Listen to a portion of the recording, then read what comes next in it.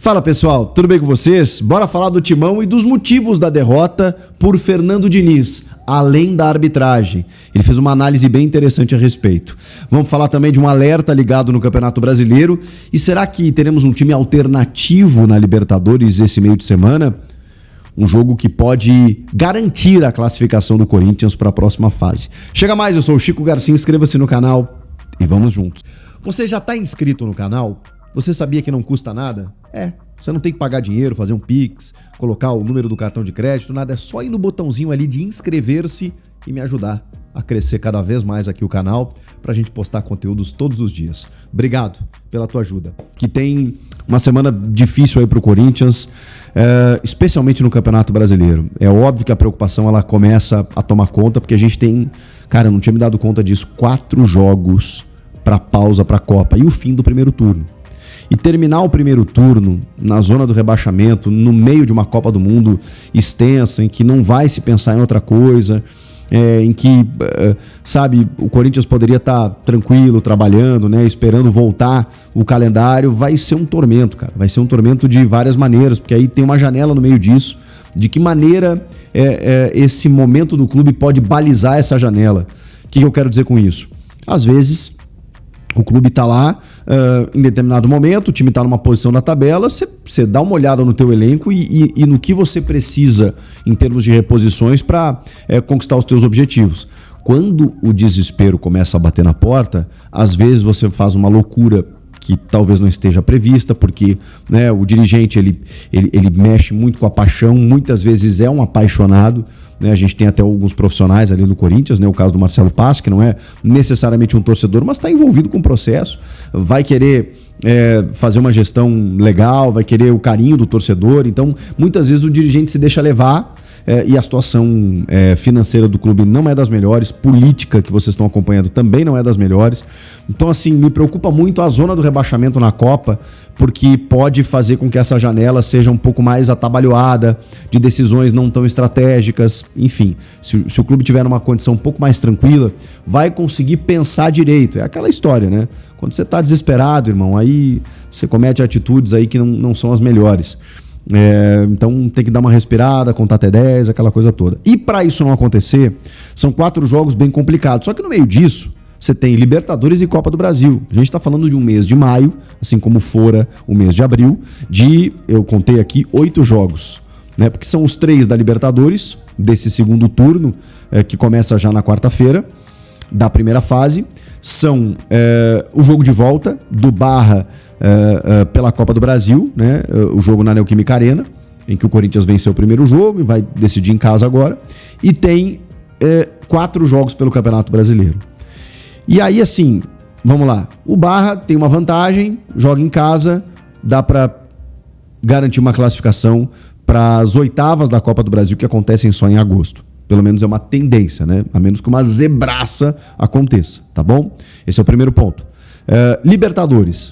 O Corinthians está muito bem na Libertadores. Mas assim, muito bem a ponto de, com um empate diante do Santa Fé nessa quarta-feira, no El Campín, na Colômbia, poder garantir a sua classificação. Porque vai depender também do outro jogo da chave, né? O Peñarol com o Platense. E o Platense está super bem também, tem 6 pontos. Se o Platense ganhar do Peñarol e o Corinthians empatar com o Santa Fé, cara, vai ser assim, acho até que matematicamente, tá? Que restaram 2 jogos e aí os 2 não vão buscar e os 2 estão classificados, né? O Corinthians e o Platense. O Corinthians perdendo, tem 2 jogos ainda, né?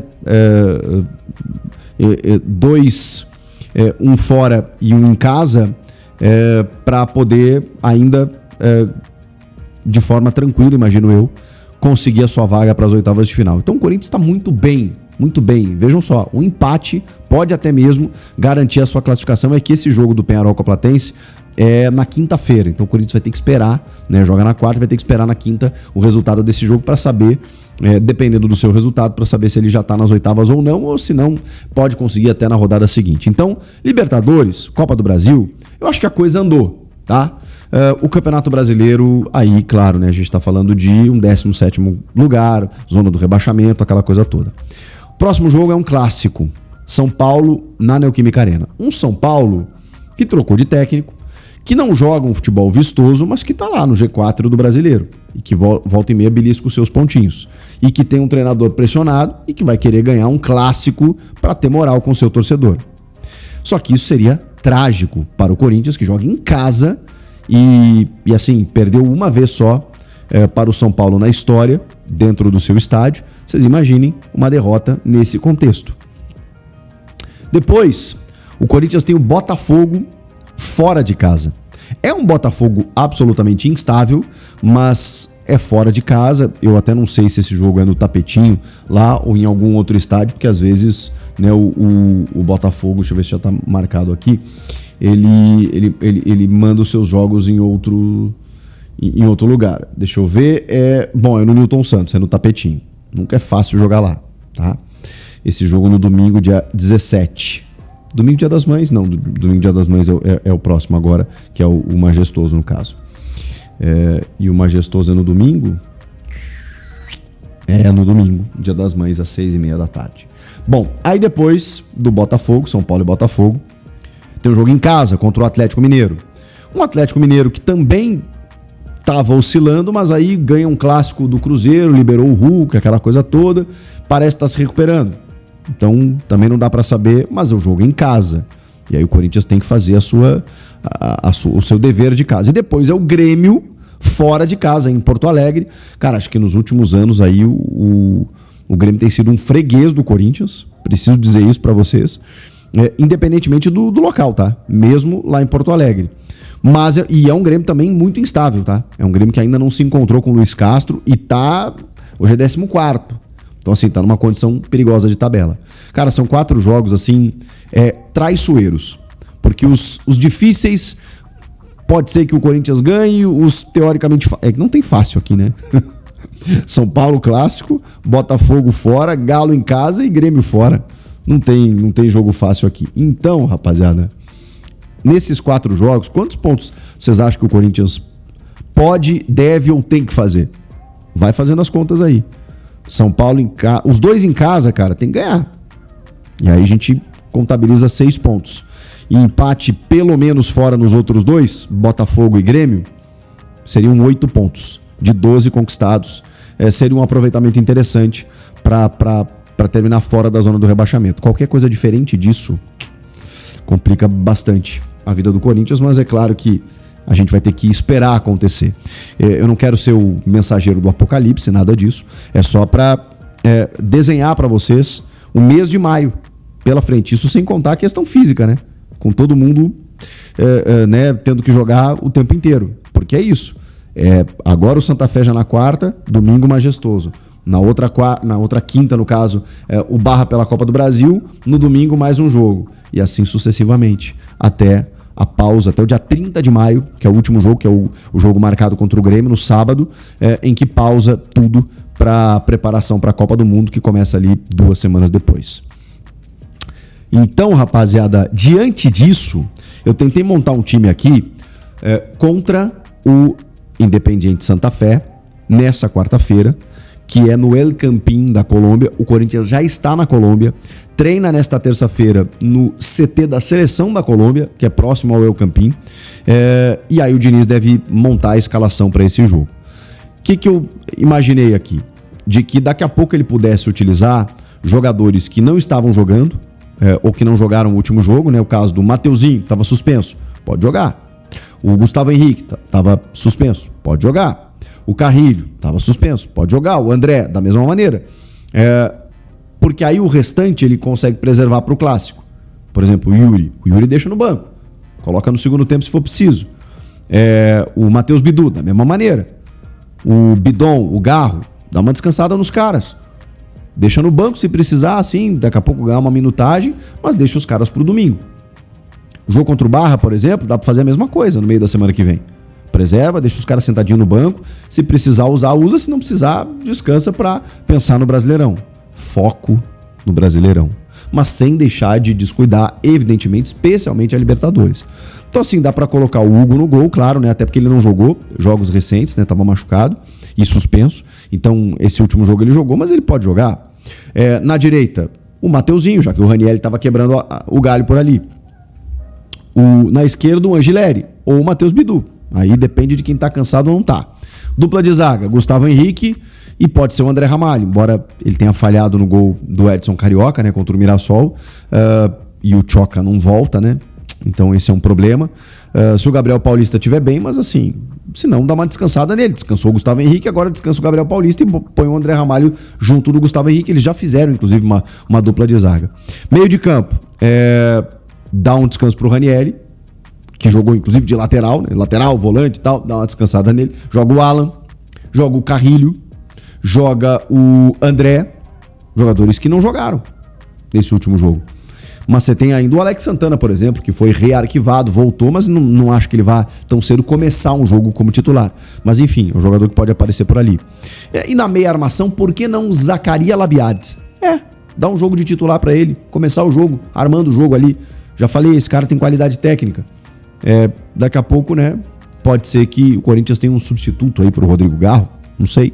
E no ataque, vai ter que ser o Pedro Raul, vai ter que ser, e o Caio César, ou o Vitinho, ou se quiser fazer um ataque de movimentação, pode ser o Caio César e o Vitinho. Acho que dá pra ser mais ou menos por aí. Você descansa os titulares, coloca alguns titulares que não jogaram, então eles vão ter uma minutagem interessante para jogar o Majestoso, ver quem tá bem, vai lá tentar garantir pelo menos um empate, deixa a situação na Libertadores mais tranquila e se volta pro Brasileiro para poder vencer o São Paulo, que não vai ser tarefa fácil, e ficar um pouco mais suave. Gente, a entrevista coletiva do Fernando Diniz teve muito em relação à arbitragem. Ele não se ateve especificamente aos lances, falou da falta no Rodrigo Garro, na origem do segundo gol. O pênalti ele entendeu como discutível, então acaba entrando na linha do interpretativo, mas falou que o árbitro errou tudo. Então ele fez uma crítica mais genérica ao Matheus Candançan. Mas ele também revelou nessa entrevista os motivos pelos quais o Corinthians perdeu na opinião dele. E ele disse que o primeiro tempo foi uma baixa taxa de concentração e que isso não pode acontecer. Que no segundo tempo aconteceu o mínimo que ele esperava, que era um Corinthians mais ligado, mais aceso. Então imagino que o choque no vestiário tenha sido grande. E não justifica realmente, né? Eu até entendo, e aí é uma análise minha, que você vem de um jogo como foi contra o Peñarol, cara, é natural, os caras estavam muito ligados, esticaram muito a corda naquele jogo, especialmente no primeiro tempo, atropelaram o adversário, vieram de uma vitória muito consistente, o momento também estava excelente. Você dá uma baixada na guarda, 3 dias depois entraram em campo, um gramado pesado, contra um adversário que a gente já falou aqui no pós-jogo, marcou alto, impôs dificuldades físicas inclusive ao Corinthians, e aí a coisa não aconteceu. Mas me chamou a atenção nisso. O Diniz deu uma chamada pública na concentração, na atenção dos caras, na vontade, na entrega, e isso ele já tinha dito, que isso era o mínimo estando no Corinthians. Então, ele vai dar uma ligada na tomada desses caras, especialmente para o jogo contra o São Paulo, que é clássico no domingo que vem. E na Libertadores, né, o Corinthians pode manter esse retrospecto que é fantástico, de até agora 100% de aproveitamento. Ele diz que isso é a primeira correção que precisa ser feita, né, que é uma questão assim até mais anímica do jogo, e que a parte física ele vai ver, né, como é que os jogadores vão estar, que ele só vai conseguir pensar no domingo depois da quarta-feira. Na verdade, essa previsão que a gente fez aqui de um time alternativo é muito mais minha do que do Diniz, né? Porque o Diniz ele tem uma ideia de ter sequência de time, então pode ser que ele bote quem ele acha que está melhor. Só que quem está melhor está jogando o tempo todo. E aí pode ser que esteja melhor antes do jogo e não depois. E aí? Você jura pra mim que ele vai jogar o jogo de quarta sem pensar no domingo? Eu acho arriscado. Eu acho que essa estratégia tem que ser feita de maneira conjunta. Você tem que escalar na quarta pensando no domingo. Porque na quarta, um pontinho vale uma classificação, pode valer uma classificação, e uma derrota não é nenhuma tragédia. No domingo, você está jogando a tua vida no Brasileirão, numa situação muito incômoda que o Corinthians precisa sair. Então, não tem como não pensar no domingo e na questão física desses jogadores. Por isso que a gente está prevendo essa escalação.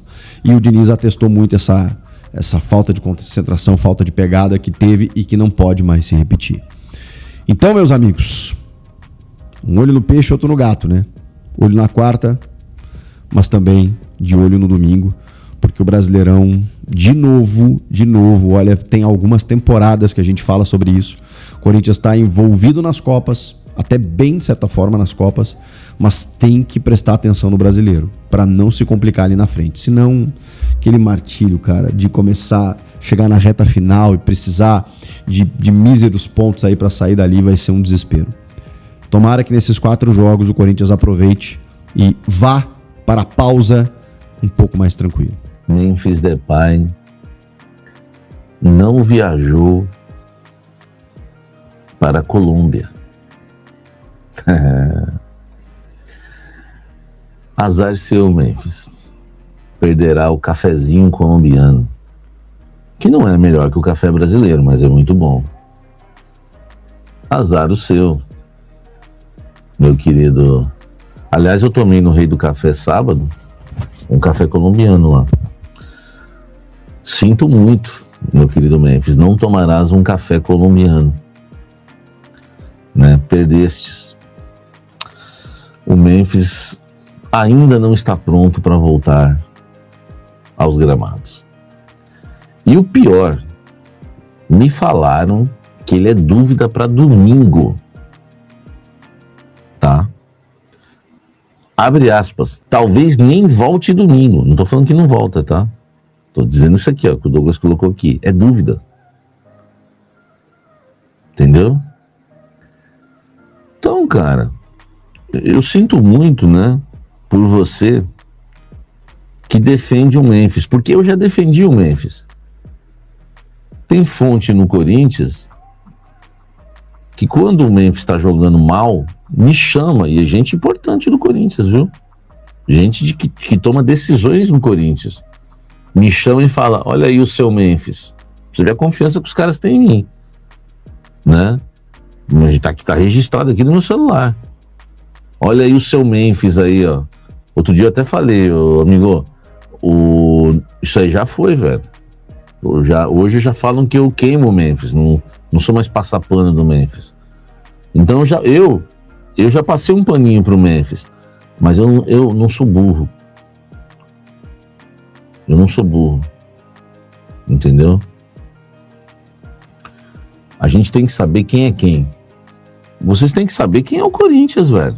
A Amanda falou, estamos tão carentes de craques que para muitos o Memphis é ídolo. Todos os jogos do Corinthians até a Copa. Então a gente tem Independente Santa Fé agora, quarta-feira. A gente tem o São Paulo no domingo, no horário das 18h30, né? Pô, que horário ridículo. Depois a gente tem o Barra na quinta-feira, cair a goleada. Sabe, olha quando o Memphis vai querer voltar. Contra o Barra, um timeco.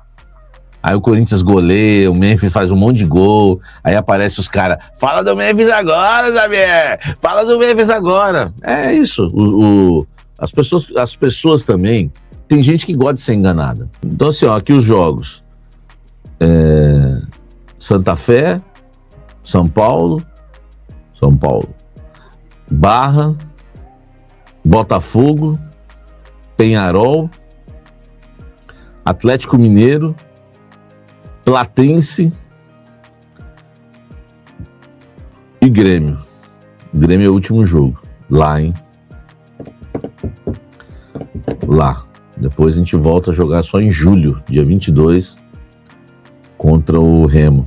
O Corinthians, ele tá de olho no Gustavo Mantuan, um jogador que foi revelado, né, pelo próprio Corinthians, Terrão, né, na base aí do Terrão. E é um cara que é um menino, né? Menino não, né? É um cara mesmo, né? Eu não sei se chegaria para resolver os problemas do Corinthians.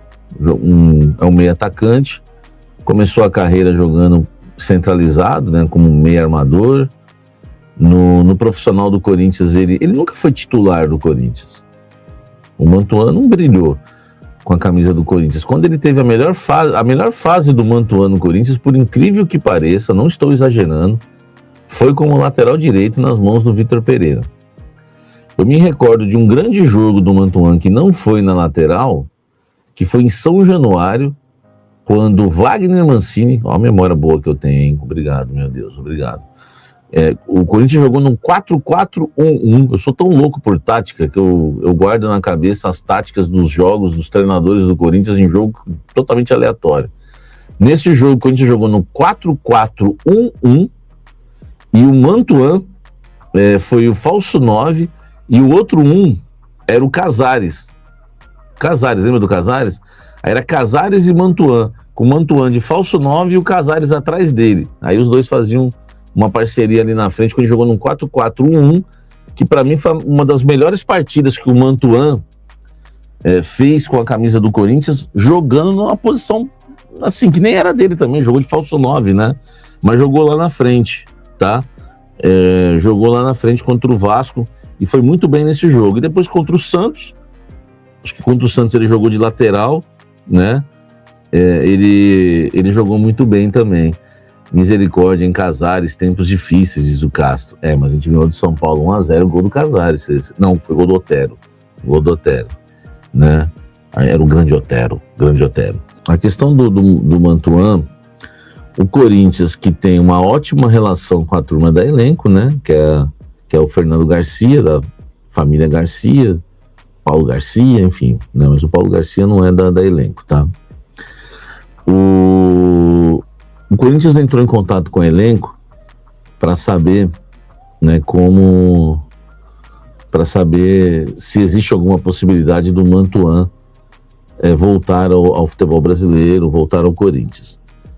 O que o Corinthians recebeu de informação? O Corinthians recebeu que ele quer voltar, e isso é uma novidade, porque das últimas vezes em que o Corinthians fez consulta, né, pro Mantuan, o Mantuan ele recusou logo de cara.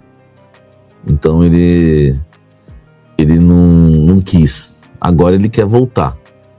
Tudo bem que se pintar a Europa, ele vai deixar ele não vai acertar com o Corinthians se pintar alguma coisa de Europa para ele. Até porque o Zenit prioriza a Europa. Então o Corinthians ouviu que o Mantuan quer voltar ao futebol brasileiro. Ele marcou um casamento, meu amigo Léo falou, né, para mim, inclusive, que ele marcou um casamento pro meio do ano aqui no Brasil, o casamento dele. Ele tá afim de voltar ao futebol brasileiro, tá? O Mantuan. Enfim, é um momento interessante, o jogador tá afim de voltar. E uma coisa que está definida em relação ao Mantuan, ele não quer mais ficar na Rússia. Então o Corinthians tem realmente esperanças, viu, do Mantuan voltar dessa vez. Só que tem só um probleminha, que pode ser um problemão. O Zenit, tá?